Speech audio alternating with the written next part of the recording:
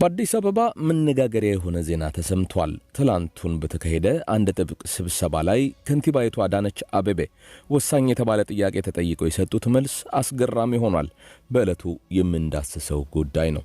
በሌላ ዜና የመሃል ከተማው አፈሳ በርካቶችን እያነጋገረ ነው።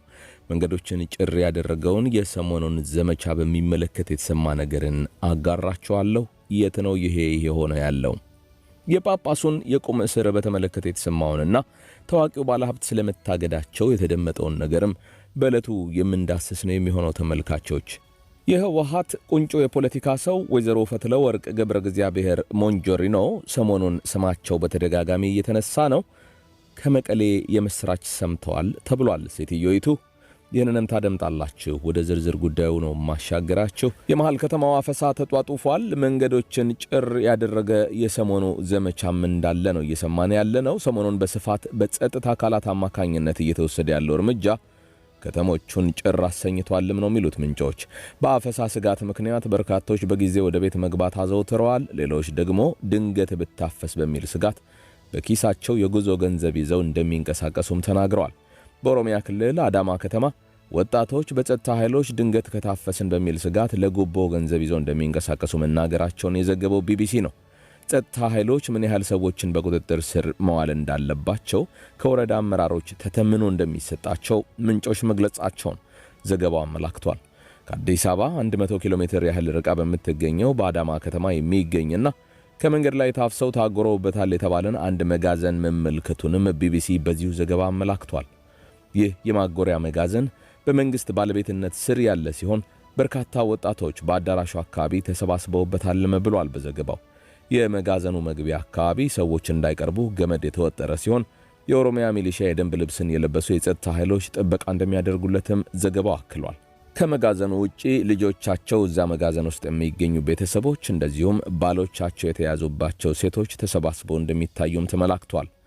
በህዳር ወር የኦሮሚያ ክልል አስተዳደር አካላት እንደዚሁም የጸጥታ ኃይሎች ሕፃናትና የአእምሮ ህሙማንን ጨምሮ በርካቶችን የመከላከያ ሰራዊትን እንዲቀላቀሉ በሚል በግዳጅ እንደያዙ የኢትዮጵያ ሰብአዊ መብቶች ኮሚሽን ይፋ ማድረጉ የሚታወስ ነው።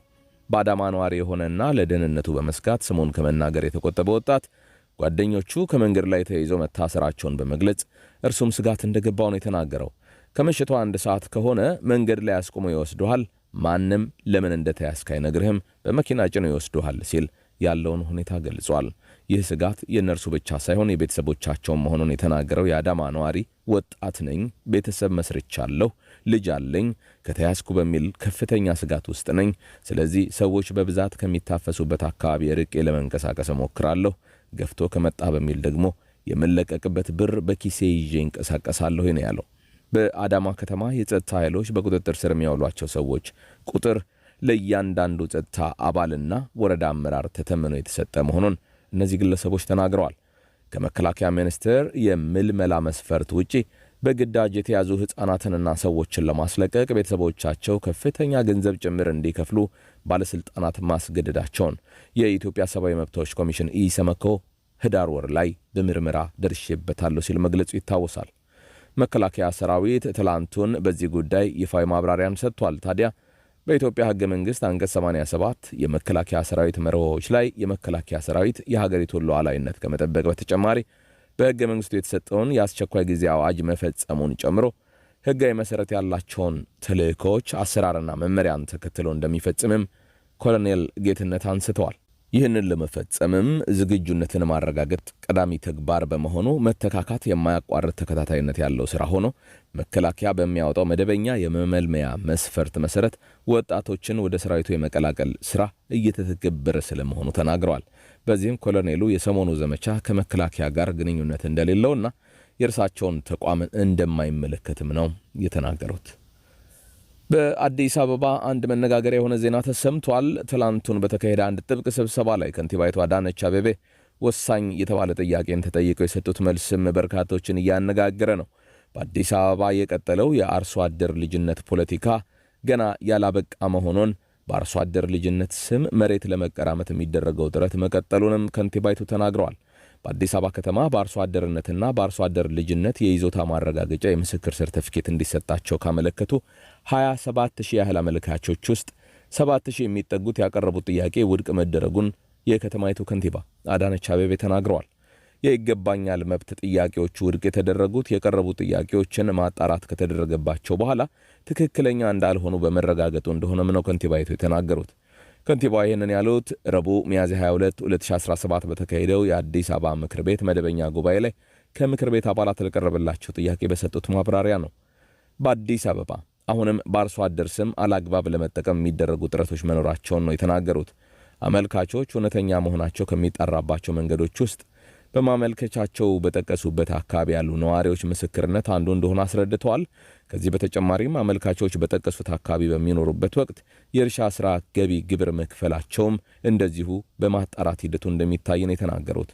በማጣራት ሂደቱ አርሶ አደር ነን ብለው ያመለከቱ ሆኖም አለመሆናቸው የተረጋገጠባቸው እንዲቀነሱ ተደርጓልም ሲሉ ተናግረዋል።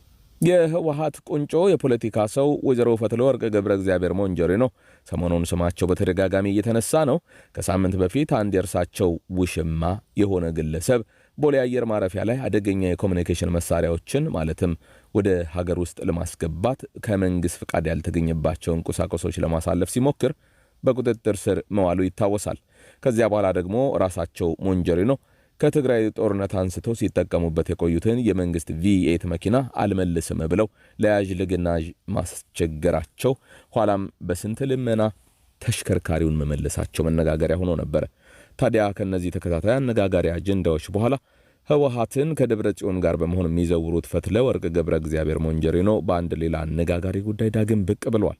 ከሳምንት ግድም በፊት መኪናቸውን የተቀሙት ሞንጆሪኖ በትግራይ ባለሀብቶች በኩል ሊካሱ መሆኑ ነው የተሰማው። የትግራይን የወርቅ ሀብት እንዳሻቸው የሚያዙበትና ከህወሓት ሰዎች ጋር እጅና ጓንት ሆነው እየሰሩ ያሉት ባለሀብቶች ሞንጆሪኖን ለማስደሰት እንቅስቃሴ ጀምረዋል ተብሏል። በትግራይ በጦርነት ወቅት ማዕከላዊ እዝ ሴንትራል ኮማንድ የሚል አደረጃጀት ተፈጥሮ ለህዝብ ግልጋሎት በህዝብ ሀብት የተገዙ ተሽከርካሪዎች የክልሉ መንግስት ተሽከርካሪዎች ለጦርነት ዓላማ ይውሉ ዘንድ በመሰብሰብ እንዲመደብ ተደርጎ ነበረ። ታዲያ ከተለያዩ የመንግስት ተቋማት መኪኖችን በመሰብሰብ ጥያቄ ላቀረቡና ለተወሰነላቸው አካላት መኪኖችን የመመደብ ኃላፊነት የተሰጠው የክልሉ ትራንስፖርት ቢሮም ነበረ። በዚህ አግባብ የክልሉ ትራንስፖርት ቢሮ ከክልሉ መንገዶች ባለስልጣን ቢሮ 5 ተሽከርካሪዎችን ተቀብሎ ለህወሓት ጽሕፈት ቤት አስተላልፎ የነበረ ሲሆን የህወሓት ጽሕፈት ቤት ደግሞ መኪኖችን ሲመድብ አንዱን ለፈትለወርቅ ገብረ እግዚአብሔር ሞንጆሪኖ እንደሰጠ ነበረ የነገርናቸው።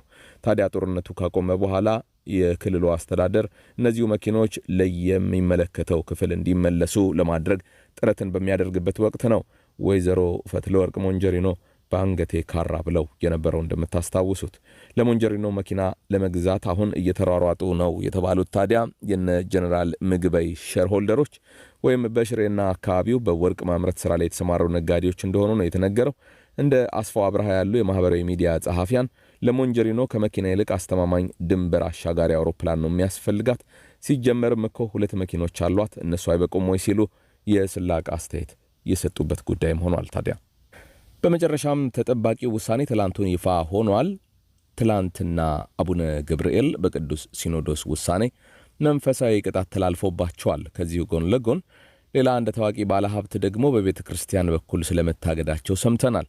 የኢትዮጵያ ኦርቶዶክስ ተዋሕዶ ቤተ ክርስቲያን ቋሚ ሲኖዶስ ብፁዕ አቡነ ገብርኤል ከቤተ ክርስቲያኗ የነገረ ማርያም አስተምህሮ ውጪ በፍኖተ ጽድቅ ጠቅላላ ማኅበር አዳራሽ የሰጡትን ትምህርትና በማኅበሩ ሚዲያ የተላለፈበትን ሁኔታ በተመለከተ በመደበኛ ጉባኤ ተወያይቶ ለመወሰን በያዘው ቀጠሮ መሠረት ውይይትን አድርጎ ትላንቱን ውሳኔ አሳልፏል። ብፁዕ አቡነ ገብርኤል ማርያም ቤዛዊተ ዓለም አትባልም በማለት ከቤተ ክርስቲያኗ የነገረ ማርያም አስተምህሮ ውጪ የሰጡት ሕጸጽ ያለበት ትምህርት በሊቃውንት ጉባኤ በኩል በሚገባ ተመርምሮና ተጣርቶ ከመፍትሄ ሐሳብ ጋር ለቋሚ ሲኖዶስ በአስቸኳይ እንዲቀርብ ብፁዕነታቸውም ጉዳዩ ተጣርቶ የመጨረሻ ውሳኔ እስኪያገኝ ድረስ በመንበረ ፓትርያርክ ጠቅላይ ቤተ ክህነት ጽሕፈት ቤት ግቢ ውስጥ በሚገኘው መኖሪያ ቤታቸው በተአቅቦ እንዲቆዩ ውሳኔ አስተላልፏል መባሉን ሰምተናል። ይህ በዚህ እንዳለ የኢትዮጵያ ኦርቶዶክስ ተዋሕዶ ቤተ ክርስቲያን መገናኛ ብዙሃን ስርጭት ድርጅት ለፍኖተ ጽድቅ ጠቅላላ ማኅበር ሚዲያ የአየር ሰዓት የሰጠበትን ዝርዝር ሁኔታና ከማኅበሩ ጋር በተያያዘ አየር ላይ ያዋላቸውን ትምህርቶች የሚያሳይ ሪፖርት እንዲያቀርብ እንዲደረግ እንደዚሁ ውሳኔ ስለመተላለፉም ተገልጿል። ቋሚ ሲኖዶስ ያቋቋማቸው አጣሪ ልዑካን አጠቃላይ የማኅበሩን ሁለንተናዊ እንቅስቃሴና በሚዲያ ያስተላለፋቸውን የስህተት ትምህርቶች በተመለከተ ከጠቅላይ ቤተ ክህነት ጽሕፈት ቤትና ከማህበራት ምዝገባ ቁጥጥርና ክትትል መምሪያ ጋር በመነጋገር በሚገባ መርምረውና አጣርተው በአጭር ጊዜ ውስጥ ከውሳኔ ሐሳብ ጋር ለቋሚ ሲኖዶስ እንዲያቀርቡ መወሰኑም ነው የተነገረው። ይህ የእግድና የምርመራ ውሳኔ የተላለፈበት ፍኖተ ጽድቅ የተባለው ተቋም በሮዳስ ቀለም ፋብሪካ ባለቤት በእውቁ ባለሀብት በአቶ ጸጋዬ ደበበ የሚተዳደር እንደሆነም ጭምር ነው የተሰማው።